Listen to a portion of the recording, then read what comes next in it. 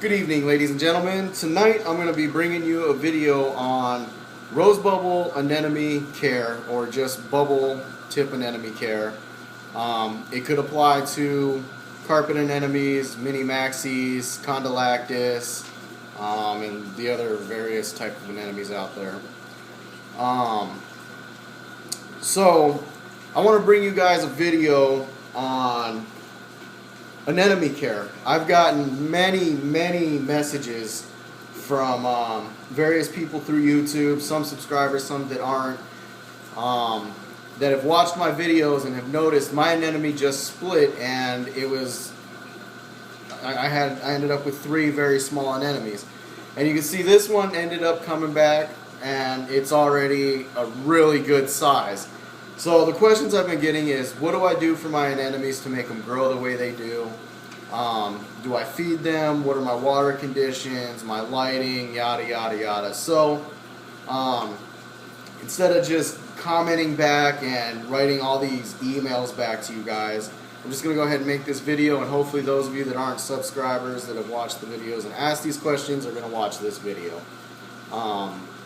So anyways, here we go. First thing, if you're new to the hobby, what you need to make sure you do is have at least a 6-month established reef tank with live rock. In my opinion, the rock has to be live by the time you're ready to put an anemone, an RBTA or a bubble tip anemone in the tank, just so you have that big beneficial bacteria to help keep the tank clean, keep the nitrates low. And I would also recommend using RODI water, but that's not a huge deal in my book, having RODI water. They're pretty easy to care for if you have a clean tank. If you keep up with good tank husbandry, if you have really good, enough flow in the tank, if you don't have any like anemone predators, good lighting, but we're going to get into that. But they're not really all that hard to take care of. They are, I will say, very sensitive to any changes in the water quality or chemistry, especially temperature, which is the exact reason why my anemone split. I took it out of the tank for probably about 20 minutes. Didn't even think about the temperature change from the smaller bin I had it in. Put it back into my tank, which was probably 1 degree, if that, higher than the bucket that it was in, or the bin it was in.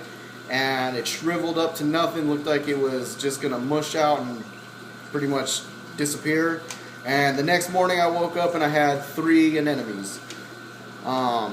If you're wondering why you're only looking at 1 here, is I got this anemone here, and then there's another one that's underneath the rocks, and then I sold one of the other ones. So let's see, the lighting that they need. Really, the anemone is going to find where it likes its lighting. These are mobile invertebrates, or coral, whatever you want to call them, but they are inverts.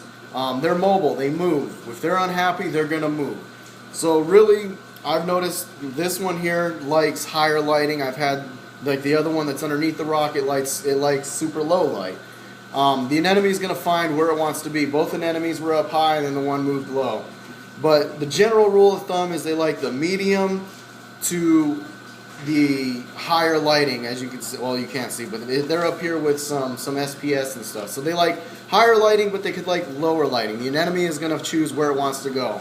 So that brings me to another thing is, if you plan on having a mixed reef with an anemone and then having stationary corals such as monoporas, acros, zoanthids, pretty much any other coral, I would definitely recommend that you first put in the anemone. Have your tank set up the way you want to try to keep it for a while. Let the anemone roam around and find its happy place. Once it finds its happy place, try not to change your flow patterns and your light pattern. And the anemone should stay there unless it gets bored of the spot it's in. But for the most part, my anemone has stayed here for a good almost year, over a year now. So, yeah, I would recommend putting the anemone in first. Once it establishes itself and finds a good, happy home for itself, then start adding your other coral. The flow rate. Now this is kind of interesting because this is another one of those things where the anemone is going to go where it's comfortable. It's going to find its favorite place for flow. As you can see here, this one's kind of in a moderate flow area, but then sometimes it gets a big gust of flow. I would say that the anemones like, this is my experience with owning the RBTA here for over 2 years now, that they like to have intermediate high flow. Not just a consistent high flow all the time. They like the random high flow. So kind of like you can see here, its tentacles are waving, but here pretty soon I'm sure it'll get blasted with a nice gust of, there you go. See, it's kind of getting whipped around a little more. Every once in a while the anemone will just get whipped real good. So I would say they like higher flow. Now if you have linear flow or you don't have controllable pumps such as the Jabos or the Vortex and the Tunsies, I would keep them in a more moderate flow level, because the anemone getting blasted from one direction with high flow is going to be very stressful to the anemone and could damage the anemone. It could make it release its foot. It could tear its foot. If it releases from its rock because it's getting blown too hard, the anemone could potentially end up in your overflow. It can end up in a power head getting chopped up, and I have had an anemone go in my overflow, so that sucks. The salinity, salinity. So I looked it up online to just kind of see where a ballpark is, and most places I found say that these anemones will do great in 1.023 to 1.025. I personally keep my tank at 1.026, and I have to say my coral just seem to enjoy the higher salinity more.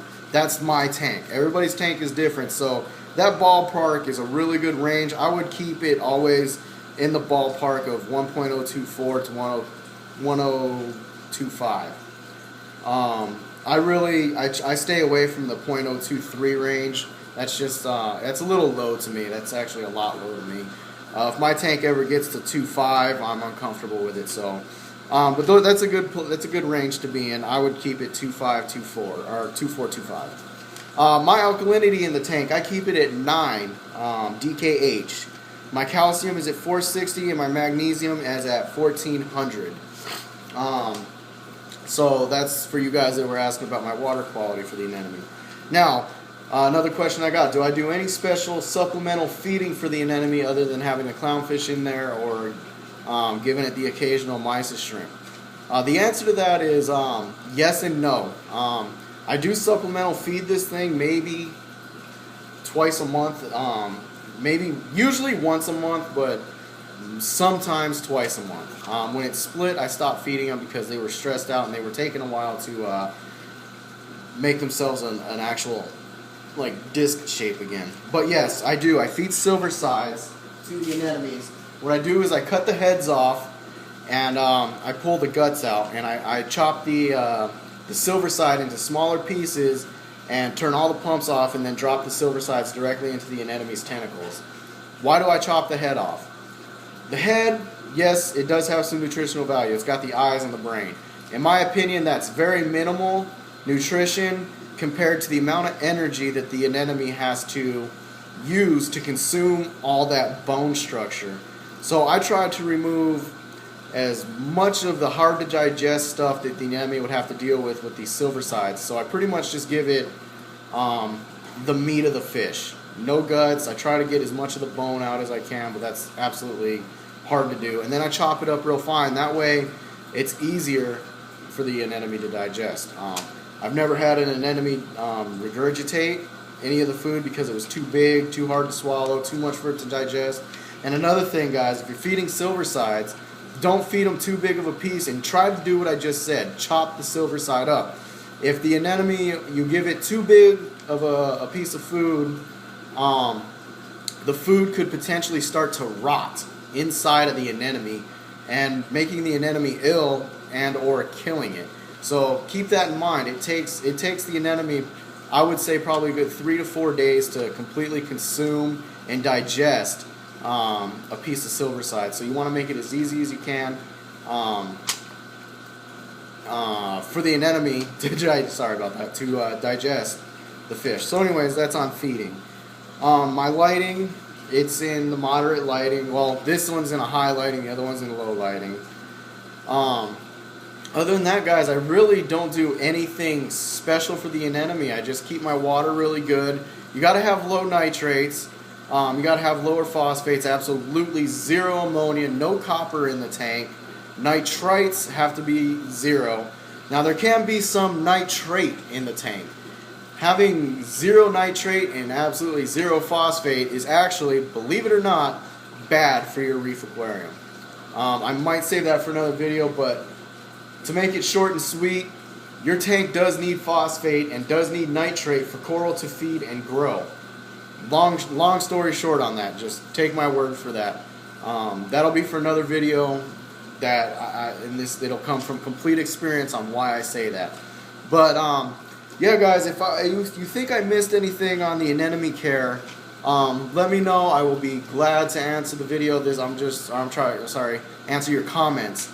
I'm just kind of throwing this up on a whim right now, just so I can get something out and get some questions answered, and maybe spread some knowledge to you guys on my take on anemone care. Obviously, you guys have noticed that my anemones look good, and you want to hopefully maybe try getting yours up to growing quicker, if you would say. So anyways, rambling on, here's the anemone care. If you guys have any questions, please leave me a comment. I'll be happy to answer any questions you got. Thank you again, and I'll see you in the next video.